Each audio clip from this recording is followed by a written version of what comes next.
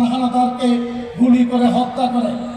পরবর্তী পর্যায়ে আমাদের দেশে সাধারণ মানুষের উপর নির্মমভাবে পাকিস্তান সেনাবাহিনী নির্মমভাবে আঘাত হানে।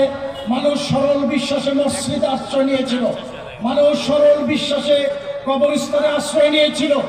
বিশ্ববিদ্যালয়ের ছাত্র মনির শাহ আলম থেকে শুরু করে কবরস্থান থেকে বের করে খড়ের কুড়ো দিয়ে এবং পেট্রোল জ্বালিয়ে তাদেরকে হত্যা করেছে এবং 139 জন লোককে বুড়িগঙ্গার পাড়ে নিয়ে ব্রাশ ফায়ার করে হত্যা করেছে এবং সেই হত্যাকে নিশ্চিত করার জন্য ব্যানর দিয়ে খুঁচিয়ে খুঁচিয়ে হত্যা করে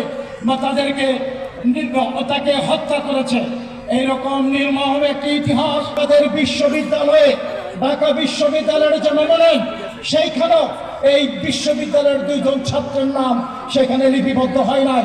নারায়ণগঞ্জ জেলা প্রশাসকের সামনে যে স্মৃতিস্তম্ভ 139 জনের নাম সেখানে লিপিবদ্ধ হয় নাই।